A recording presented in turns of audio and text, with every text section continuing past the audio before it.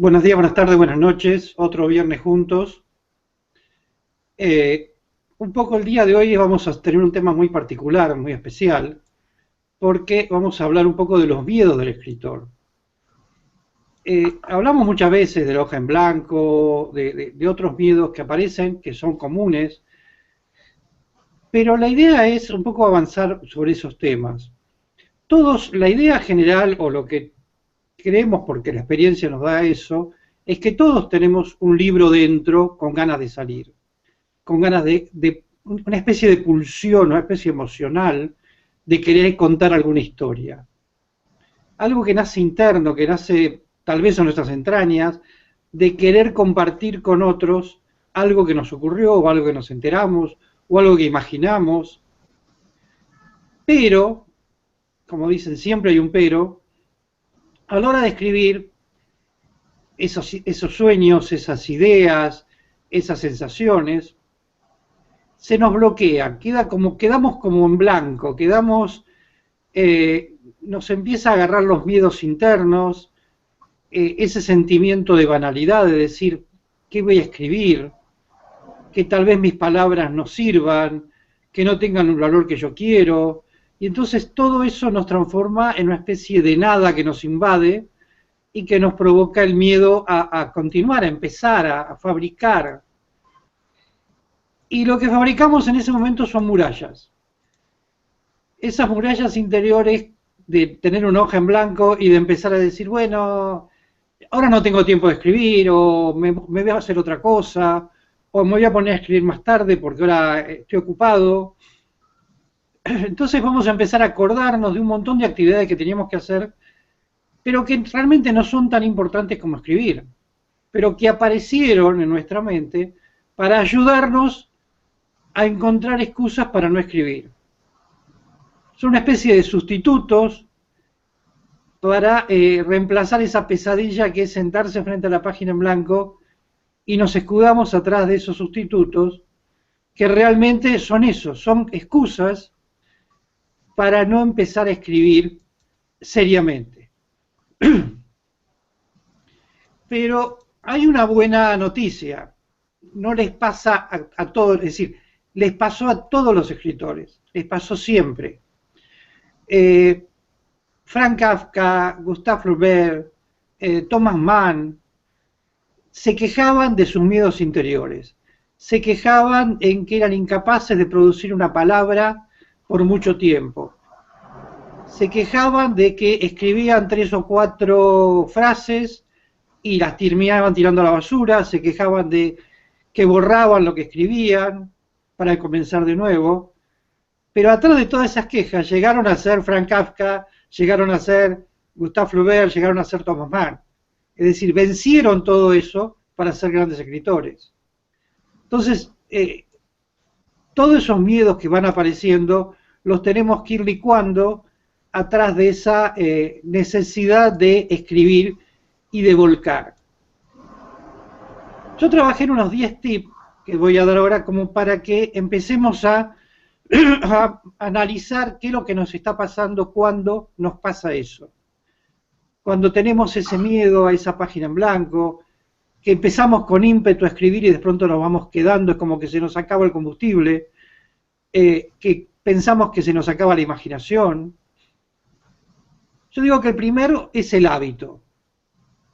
Tomar el trabajo de escribir como un trabajo, no como un hobby. Es un trabajo placentero, es un trabajo divertido, es un trabajo ameno, pero es un trabajo. Y como todo trabajo necesita planificación, necesita un horario, necesita una forma de trabajar para... Creo que se cortó la comunicación. ¿Está bien, ¿Estoy bien? César? Ya te Sí. escucho, César. Ahora sí, sí, porque se cortó una parte. Como para empezar a trabajar en horario determinado. Por ejemplo, 15 minutos por día. No hace falta decir voy a escribir 8 horas por día. Dedicarse 15 minutos nada más. Los primeros, empezar a trabajar con eso. Y ponérselo como un hábito. poner la idea para transformarlo eso en hábito, como cuando uno se levanta y se lava los dientes, o se lava la cara, o se peina, o se viste. Tiene que ser un hábito sentarse 15 o 30 minutos frente a una página, una computadora en este caso. Aunque estemos 30 minutos sin escribir nada, por los miedos, pero si no estamos esos 30 minutos sin hacer nada, no lo vamos a vencer. El otro tema es el método. Es bueno leer a los escritores que uno quiere, a Vargas Llosa, a García Márquez o a quien uno desee, pero pensemos que de entrada no vamos a escribir como ellos. Probablemente lleguemos a escribir como ellos, Dios quiera que nos ayude a escribir como ellos, pero que no busquemos ese perfeccionismo de escribir lo mejor, no nos torturemos escribiendo, dejar que la mente fluya, adoptar un método de escritura que salga y continúe, reescribir las cosas 1 o 10 veces, no importa, pero tener ese método de trabajo continuo. El tercer punto es el espacio, buscar un espacio cómodo, tener un lugar nuestro con nuestras anotaciones, con nuestras lapiceras, con todo lo que necesitemos para escribirlo, con el ordenador, ser un lugar cómodo, solitario, que no tener gente corriendo alrededor nuestro, que no nos distraiga en nuestros 15 o 30 minutos diarios de trabajo. Es un trabajo en grupo, pero solitario. Tenemos que imaginar para poder trabajarlo. Entonces, puede ser en un jardín, puede ser en la cocina, pero puede ser en un lugar, debe ser un lugar tranquilo. El cuarto punto es el proceso. No creer que el resultado es el final. Es decir, el trabajo de escribir es un proceso. Es el proceso creativo. No es el resultado. Es todo un camino de trabajar en algo. Todos sabemos que antes de teclear la primera palabra, de escribir la primera frase, ya tenemos casi el libro escrito en la cabeza. Cortázar decía que él cuando se sentaba a escribir es porque ya tenía desde el principio al fin el cuento relatado. Lo único que hacía era volcarlo en el papel. Les pasa a todos. Todos tenemos, no completo, como decía Cortázar, pero sí pedazos de historia, cómo vamos a empezar, cómo vamos a terminar, cuál va a ser el desarrollo, y lo queremos volcar. Entonces, tratar de ser en eso, volcar, tener un proceso de trabajo, imaginar, pensar, incubar el texto, comenzar a escribir, buscar la redacción apropiada, el primer borrador, revisar, es decir, tener un proceso de trabajo. El otro es tener el ritmo de trabajo apropiado. Recordemos que escribir no es una carrera de velocidad, es una carrera de resistencia. Gana el que llega, no el que llega más rápido. Entonces, tener la resistencia de terminar es más importante de terminar rápido. No tenemos que escribir un libro en 15 minutos. Tenemos que escribirlo en el tiempo, en el ritmo nuestro, que nosotros necesitemos, pero escribirlo. Tener ese ritmo, ponerlo, desarrollar los hechos, escribir el final, el principio, buscarle la forma genial de trabajarla, pero al ritmo que nosotros querramos, pero trabajarlo. El verdadero objetivo es el libro, no es el reloj. Entonces el ritmo, nosotros podemos tener un libro, podemos hacer un libro genial en 3 meses o un libro genial en 3 años. Pero tenemos que tener ese ritmo para desarrollarlo y no cortarlo. El sexto punto es observar. Para desarrollar una trama, para romper esas barreras, para romper los miedos, es observar alrededor y apuntar situaciones, apuntar personajes. Muchas veces yo decía de irse a un mall y sentarse a mirar a la gente que pasa y hacerse una historia ficticia de cualquier persona que pasa por ahí. Empezar a escribir situaciones de otros que nos van a ir dando a romper, vamos a poder romper esa barrera y dando una creatividad sobre la idea general. Es decir, buscar esa metamorfosis mágica que es transformar una visión de algo en una idea, en un relato. Es decir, 2 ancianos tomados de la mano, a un niño que se le escapó un globo en un lugar, una joven sentada en una cafetería angustiada porque suponemos que la dejó el novio o no. Entonces, cada cosa que vemos podemos transformarlo en una historia. Y eso es lo importante. Ese es el trabajo del escritor. El trabajo es fundamental, en el punto 7 es imaginar, inventar, desarrollar, agregar, transformar. Cuando queremos contar una historia real, exactamente como pasó, estamos haciendo el trabajo de periodista. El periodista, la diferencia del escritor y el periodista, es que el periodista, por profesión, tiene que contar la realidad, no puede imaginar. Es decir, por supuesto, un periodista político, un periodista económico, va a imaginar el futuro en base a la política que está pasando, a la economía, todo eso. Un periodista de policiales, por ejemplo, no puede imaginar, tiene que contar lo que pasó, cómo fue el asesinato, cómo la policía encontró, es decir, tiene que relatar lo que ve, no puede agregar cosas. La diferencia entre ese periodista y el escritor es que el escritor puede transformar una realidad en una historia con agregados, que siempre es lo que conviene, porque si yo quiero conocer la realidad de la historia, busco el periódico. El escritor me tiene que contar esa realidad.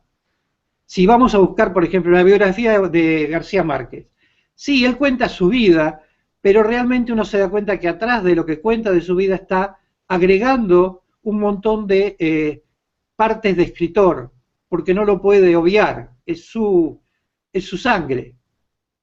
Y en eso tenemos que trabajar mucho. El tema de la motivación, de la idea, del desarrollo, es muy importante. No pensemos que cualquier idea es pequeña, es decir, todas las ideas son grandes, por más que creamos que es pequeña. Porque una idea pequeña después se va expandiendo, si la sabemos trabajar. Después se puede transformar en una saga, en una trilogía, en una serie de historias. Cuando empezaron con Harry Potter, empezaron con una historia, con una idea pequeña que terminó siendo una saga exitosa. Entonces, no pensemos que, no, esta idea no me gusta, ¿para qué la voy a escribir? Esa pequeña idea, si la sabemos amasar, vamos a obtener una gigantesca idea bien trabajada. Todas las ideas son buenas. El otro punto es, no nos preocupemos por las críticas. Los mayores miedos nacen de la preocupación de las críticas. ¿Qué van a decir? ¿De qué nos van a acusar? Yo digo que las críticas, lo peor que hay es cuando no tenemos críticas. En los escritores tenemos tres posiciones en nuestra vida. O estamos arriba, o estamos abajo, o estamos en el medio. Estar en el medio, que es lo que nos pasa siempre, mayoritariamente cuando uno empieza, es ser ignorado. Cuando uno empieza es como que es desconocido. Lo mejor que nos puede pasar es que nos critiquen, para bien o para mal. Como decía el Quijote, ladran Sancho, señor, que cabalgamos. Entonces, si uno es criticado, por tomar un ejemplo concreto, Dan Brown era un desconocido hasta que un obispo en el Vaticano criticó su obra El Código da Vinci. La criticó, dijo que era una porquería, que era un invento, que no servía para nada. Dan Brown vendió 100 millones de ejemplares gracias a ese obispo que lo criticó. Entonces, que nos critiquen para bien o para mal es bueno. El tema es cuando nos ignoran. Entonces tenemos que hacer todo el movimiento para pasar a que nos vean. Entonces no tengamos miedo que nos vean. No tengamos miedo a que hablen mal de nosotros. Nos puede dar el éxito eso, como le pasó a Dan Brown. Y el último punto es muy importante, porque para romper esos miedos, nos conviene, si tenemos muy apegado ese miedo y nos conviene ver cómo trabajar, podemos buscar amigos, compañeros, trabajar en grupo, empezar a desarrollar nuestra obra grupal, porque entonces podemos empezar a intercalarnos con otros para que nos lean, leer lo del otro, buscar cómo mejorar nuestra forma de trabajo gracias al apoyo grupal.